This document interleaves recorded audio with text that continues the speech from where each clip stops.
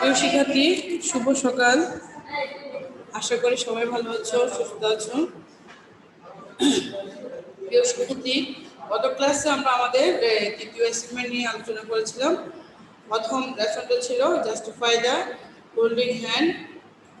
তোমরা আশা করি এক সপ্তাহের মধ্যে তোমরা তোমাদের কাঙ্ক্ষিত শুভ সকাল।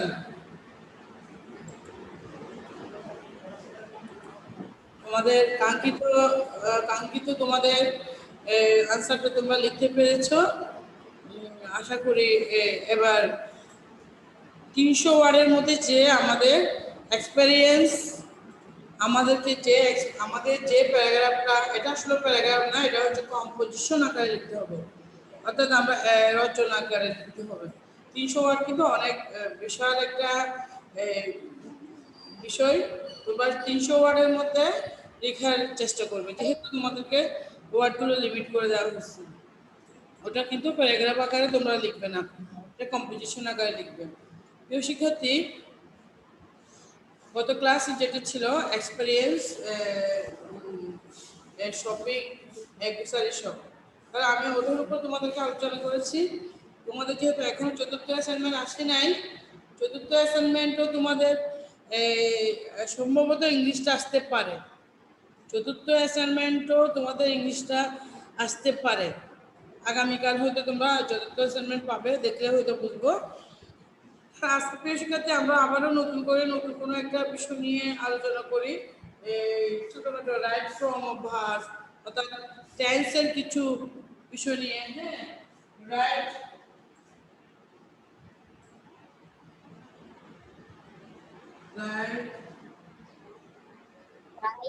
from your of verb, right of verb, right part of English. Right forms of verb. Right, সঠিক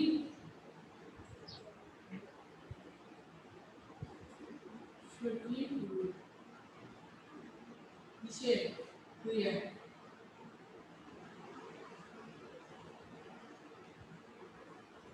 সঠিক রূপ ক্রিয়ার, কিসে ক্রিয়ার, সঠিক রূপ ক্রিয়ার, অর্থাৎ রাইট ফর্ম অফ ভার্ব। যদিও তোমাদের সিলেবাসে নেই প্রিয় শিক্ষার্থী, তারপরেও আমরা এই বিষয়ে আলোচনা করছি, কারণ এটা তোমাদের উপরের ক্লাসগুলোতে আছে এবং টেন্স রিলেটেড।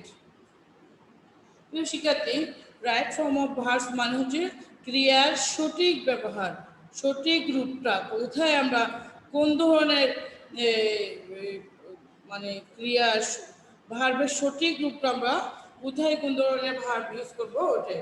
তাহলে প্রথমটা হচ্ছে আমাদের রাইট ফর্ম অফ ভার্বে আমি তোমাদের লিখি, তোমরা লিখো সাবজেক্ট,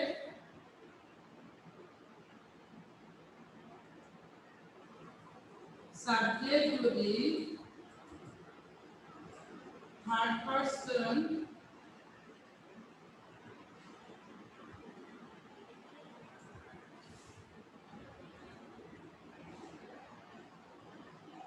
সিঙ্গুলার নাম্বার হয়,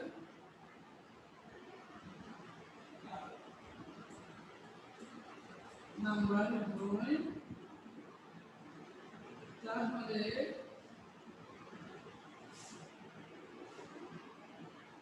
ভার্বের শেষে এস অথবা ইএস যোগ হবে। প্রিয় শিক্ষার্থী, ষষ্ঠ শ্রেণীর জন্য, ষষ্ঠ এবং সপ্তম শ্রেণীর জন্য এটা খুবই ইম্পর্টেন্ট একটা রুলস। সাবজেক্ট যদি থার্ড পারসন সিঙ্গুলার নাম্বার হয়, তাহলে ভার্বের শেষে এস অথবা ইএস যোগ হবে। দেখো থার্ড পারসন, তাহলে আমরা আগে প্রথমে পার্সন করবো আলোচনা করি। Person Just our service. It is the new thing. Is subject যদি থার্ড পারসন সিঙ্গুলার নাম্বার হয়, তাহলে ভার্বের শেষে ইএস যোগ হবে, এস বাই এস। আর এর সূচক হবে subject Madam, ang gusto mo sa cellphone ko na yan? তাহলে ভার্বের শেষে এস অথবা এর কি হবে পার্সন কি হবে এটা হচ্ছে ফার্স্ট পারসন Second person. তারপর সেকেন্ড পারসন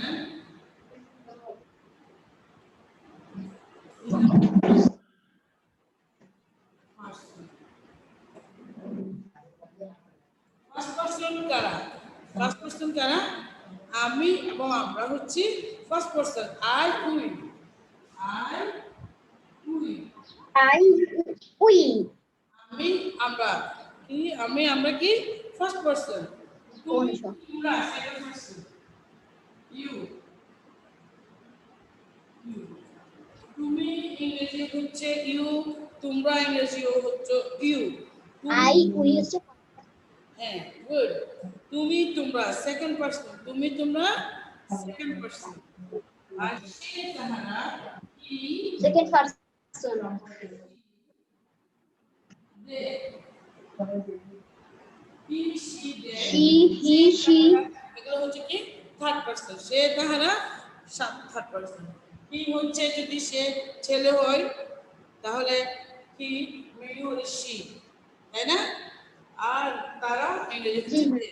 তাহলে তুমি সে তাহারা ওগুলো হচ্ছে কি থার্ড পারসন তাহলে আবারও বলি ফার্স্ট পারসন কি আমি আমরা ফার্স্ট পারসন কি আমি আমরা I we Ami, amra.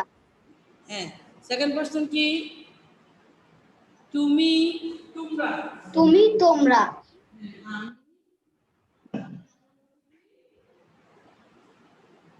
First person তুমি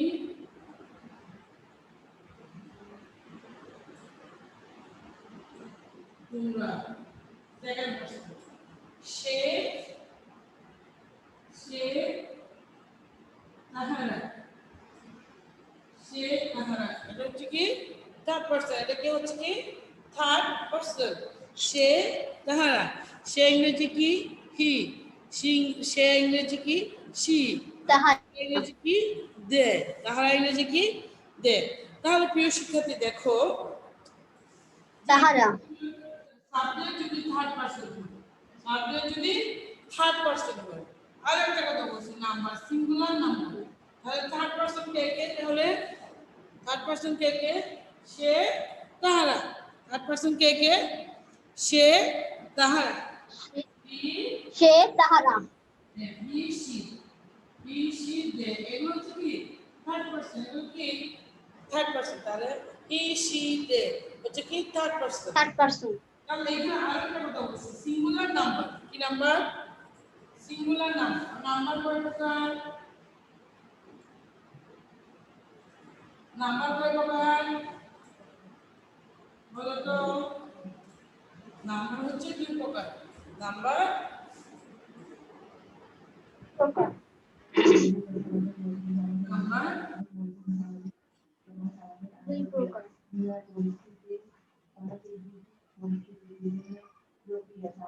সব দুই প্রকার নাম্বার কয় প্রকার দুই প্রকার এক হচ্ছে কি We proper. তুমি বলো S I G U singular number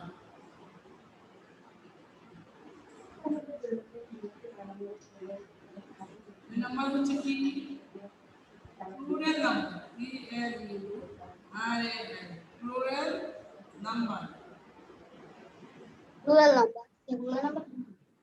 singular number মানে কি এক বছর সিঙ্গুলার নাম্বার কি এক বছর আর প্লুরাল নাম্বার মানে কি এক দুই বছর প্লুরাল মানে কি দুই বছর সিঙ্গুলার মানে কি এক বছর সিঙ্গুলার মানে কি এক বছর একজনকে বহু যখন বছর আর প্লুরাল মানে কি বহু বছর এক বছর হ্যাঁ এক বছর সিঙ্গুলার মানে হচ্ছে কি একজনকে বোঝাবে একজন বহু বছর এক বছর আর প্লুরাল মানে কি বহু বছর একজনকে যখন বোঝাবে তাহলে সেটা হচ্ছে সিঙ্গুলার তাহলে এখানে হি সি দে এগুলোর মধ্যে একজনকে বোঝাচ্ছে কে কোনটা একজনকে কোনটা বোঝাচ্ছে? হি একজন, গুড, ভেরি হি গুড। তাহলে হি হি আর সি হচ্ছে কি এক বচন, হি আর সি হচ্ছে কি এক বচন, হি সি। একজন, আর বহুবচন হচ্ছে কি দে। তাহলে বহুবচন কি? দে হ্যাঁ, ভেরি গুড। তাহলে সিঙ্গুলার নাম্বার দে প্লুরাল। তাহলে আমরা আজকে আরো একটা বিষয় কি শিখলাম? পার্সন কয় প্রকার? পার্সন তিন প্রকার। পার্সন প্রকার, পার্সন কয় প্রকার? তিন প্রকার। কি কি? তিন প্রকার, first person, second person, third person. কি কি? ফার্স্ট পার্সন, তিন প্রকার, থার্ড পার্সন। কয় প্রকার? তিন প্রকার। পার্সন, কয় থার্ড প্রকার?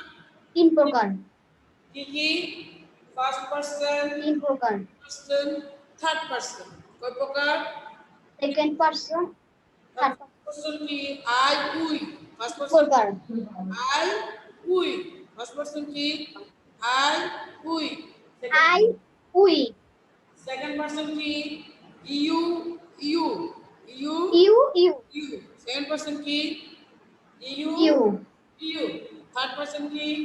হি she they. Third person you, কি? He she they. Third person কি? He they, she he she they, he she they. He she they. আর নাম্বার কয় প্রকার? দে, নাম্বার কয় প্রকার? দুই প্রকার, গুড, ভেরি গুড। কি কি? এক নাম্বার কি? দুই প্রকার, হ্যাঁ, দুই প্রকার। এক নাম্বার কি? Singular number. এক নাম্বার কি? Singular number, singular number. দুই নাম্বার কি? দুই number plural number, plural number. Very good. Singular number কি? এক বচন। সিঙ্গুলার নাম্বার কি? প্লুরাল নাম্বার, হ্যাঁ, সিঙ্গুলার নাম্বার হচ্ছে কি এক বচন। কি কি? হ্যাঁ, হি সি আই। হ্যাঁ, আই। তারপর ইউ অনেক সময় সিঙ্গুলার হয়, ইউ আবার প্লুরাল হয়। ঠিক আছে? ইউ যখন তুমি একজনকে বোঝাবো তাহলে সেটা সিঙ্গুলার অর্থে ব্যবহার হবে। ইউ যখন আমি বহুজনকে অনেকজনকে বোঝাবো তখন ইউটা প্লুরাল নাম্বার হবে। হ্যাঁ, প্লুরাল নাম্বার। তাহলে হি সি দে এগুলো হচ্ছে কি থার্ড পার্সন। হি আর সি হচ্ছে সিঙ্গুলার নাম্বার। হি আর সি হচ্ছে কি সিঙ্গুলার নাম্বার। তাহলে বুঝছো? নাম্বার, কারণ বুঝছো তুমি?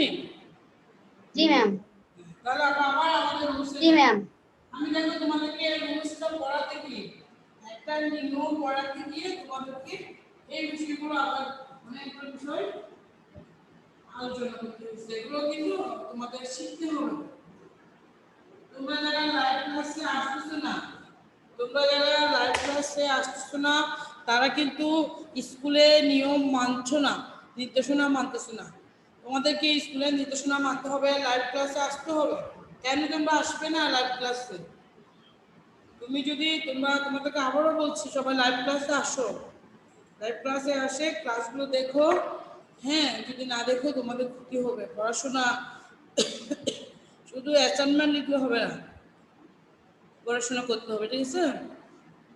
তাহলে থার্ড পার্সন সিঙ্গুলার নাম্বার হলে ভার্বের শেষে হ্যাঁ অথবা ইয়ে যোগ করো। নিয়মটা হচ্ছে কি থার্ড পার্সন সিঙ্গুলার নাম্বার হলে ভার্বের শেষে হ্যাঁ অথবা ইয়ে যোগ করো। যেমন হি গো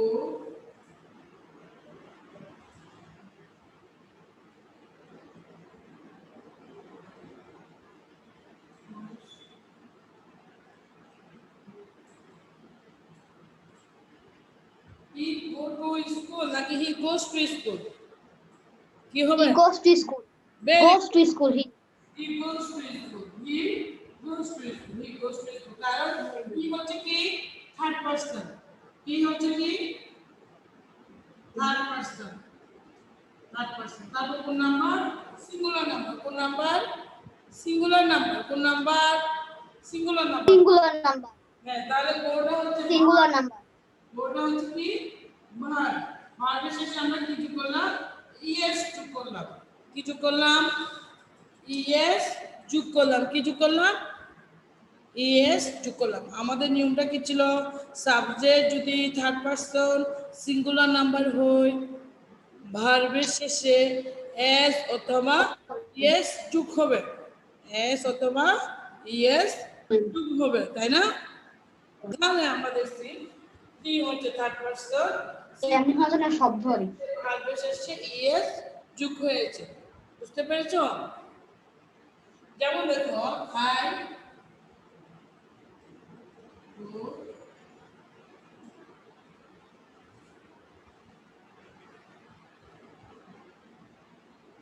I go to school নাকি I goes to school, কোনটা হবে? I go to school না I goes to school, কোনটা হবে? I go to school নাকি I goes to school, বলো তো?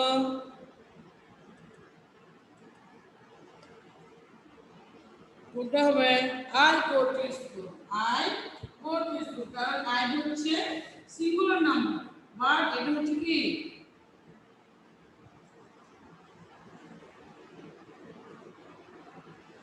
এটা হচ্ছে সিঙ্গুলার নাম্বার, বাট এটা হচ্ছে কি কোন পারসন?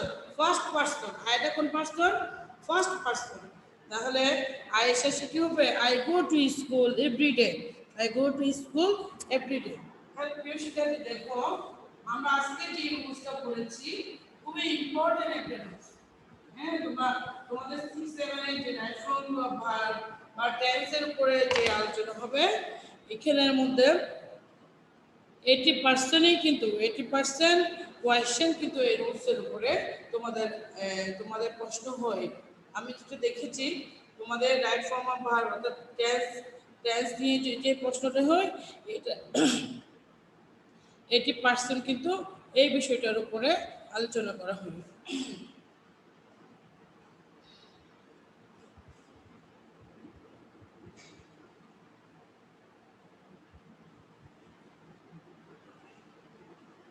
তারপর প্রিয় শিক্ষার্থী আরেকটা রুলস তোমরা দেখো,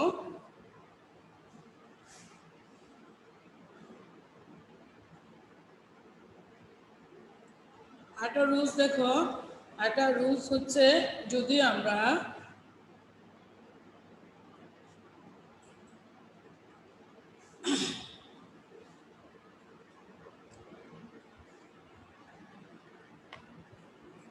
যদি তোমার পুরো সেন্টেন্সটা তোমার পুরো প্যাসেজটা তুমি যখন একটা প্যাসেজ লিখবে, প্যাসেজ দেখবে, প্যাসেজটা যদি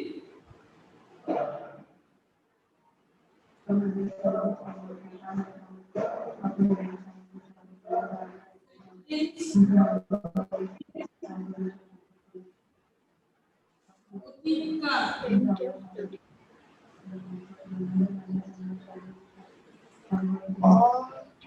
অতীতকাল শেষ করে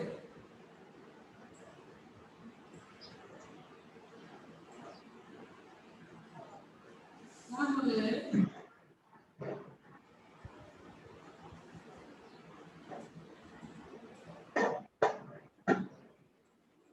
ফার্স্ট Past ফার্স্ট টেন্স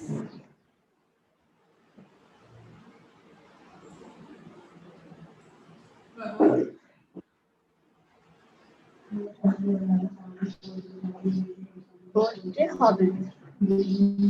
তুমি করো যে তুমি প্যাসেজ একটা প্যাসেজ পড়ে যদি বুঝো এই প্যাসেজটা অতীতকাল নির্দেশ করেছে, মানে আগের ঘটনা বর্ণনা করছে।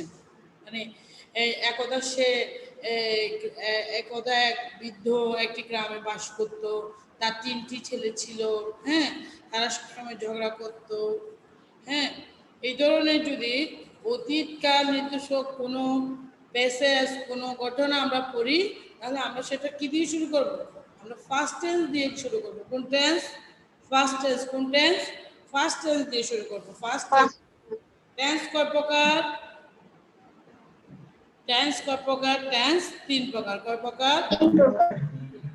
Present tense, first tense, future. Present tense, first tense, future tense. কয়টা টেন্স? 3টা টেন্স। কয়টা টেন্স? 3টা। present tense, past tense, past future tense. Present tense, past tense, future tense. Present tense, past tense, future future tense. তাহলে আমরা এখানে কি future বলছি? First tense. First tense কোন টেন্স? First tense. যদি তাহলে আমাদের নিয়মটা কি? সেন্টেন্সটা, বাক্যটা, প্যাসেজটা, past tense প্যাসেজটা যদি তুমি পড়ে বুঝো যে এগুলো আগের ঘটনা বর্ণনা করা হয়েছে, অতীতের ঘটনা বর্ণনা করা হয়েছে, তাহলে ওইসব ক্ষেত্রে, ওই ধরনের বাক্যর ক্ষেত্রে আমরা কোন টেন্স ইউজ করব? ফার্স্ট টেন্স ইউজ করব। কোন টেন্স? ফার্স্ট টেন্স মানে অতীতকাল আমরা ইউজ করব। তাহলে যেমন দেখো তোমরা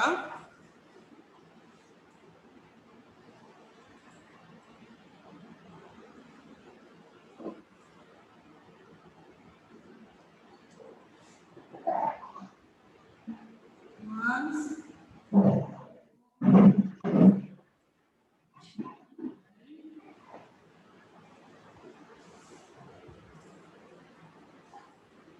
there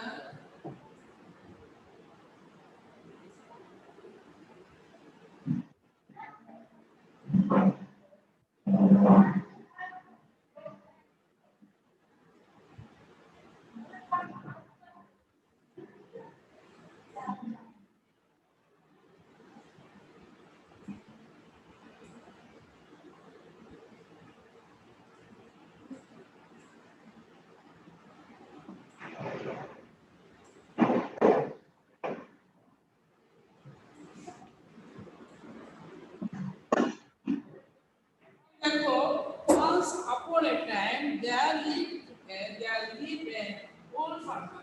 তাহলে দেখো আমরা এখানে লিভ দিব না লিভড দিব? কোনটা দিব? once once upon a time lived lived কি দিব? lived দিব। Very good. lived দেখো আমরা once upon a time there lived হবে, আর একদা এক সময়, কোনো এক সময়ে একটি গ্রামে একজন কৃষক বাস করত। তাহলে কোনো এক সময় কথাটা কিসের? অতীতকাল নির্দেশ করেছে। কোন কাল? অতীতকাল। কোন কাল? অতীতকাল নির্দেশ করে। তাহলে একদা এক সময় একজন কৃষক বাস করত। তাহলে লিভ হবে, কি হবে? লিভ হবে। হবে কি? lived old farmer he had three sons। তাহলে কি হবে? হ্যাড হবে না হ্যাড হবে? তার ছিল, তার ছিল।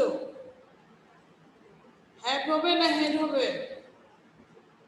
যেহেতু আমরা এটা অতীত কালের ঘটনা বর্ণনা করছি, তাহলে এটা হ্যাভ হবে না হেড হবে? এটা হবে কি? Head. He had three sons. He had three sons. He had three sons.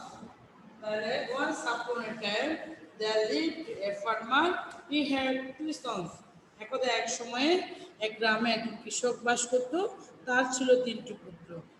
They quarreled each other every day। প্রতিদিন তারা নিজেদের সাথে ঝগড়া করত। তারপর হচ্ছে কি? তারপর they quarreled each other every day। once the farmer called once the farmer called the son। কৃষক তাদেরকে ডেকেছিল। তারপর কি? গল্পটা তোমরা পড়োনি? একদা এক ইউনিটি স্টেট, একদা এক কৃষকের তিনটি পুত্র ছিল। এটা গল্পগুলো পড়বে, মোরাল স্টোরিগুলো পড়বে। তোমাদের এবার যে কম্পিটিশনটা, তোমাদের যে অ্যাসাইনমেন্টের প্রথম যে জাস্টিফাই দ্য হোল্ডিং হ্যান্ড দিয়েছে, ওখানে কিন্তু তোমাকে আনতে হবে ইউনিটি স্টেট গল্পটার আনতে হবে তোমাকে। বুঝতে পারছো? হাতিরা যেভাবে পালবদ্ধভাবে দলবদ্ধভাবে থাকে, ঠিক দলবদ্ধভাবে এই যে কাজ করতে বলছে, যে জাস্টিফাই হোল্ডিং হ্যান্ড হয়েছে কিনা, ওটা কিন্তু ওখানে কিন্তু তোমাদের স্টোরিটার রেফারেন্স তোমাদেরকে আনতে হবে। যাই হোক, যেটা আমাদের নিয়ম ছিল, নিয়মটা কি? যদি আমরা অতীতের কোনো ঘটনা বর্ণনা করি, তাহলে আমাদের সেক্ষেত্রে ফার্স্ট টেন্স ইউজ করতে হবে। তাহলে আমরা once upon a time there lived হবে ফার্মার, হি হ্যাড হবে না, কি হবে হি হ্যাড 3 সন্স। তাহলে প্রিয় শিক্ষার্থী, আমরা নতুন করে রাইট ফর্ম অফ ভার্ব শুরু করছি।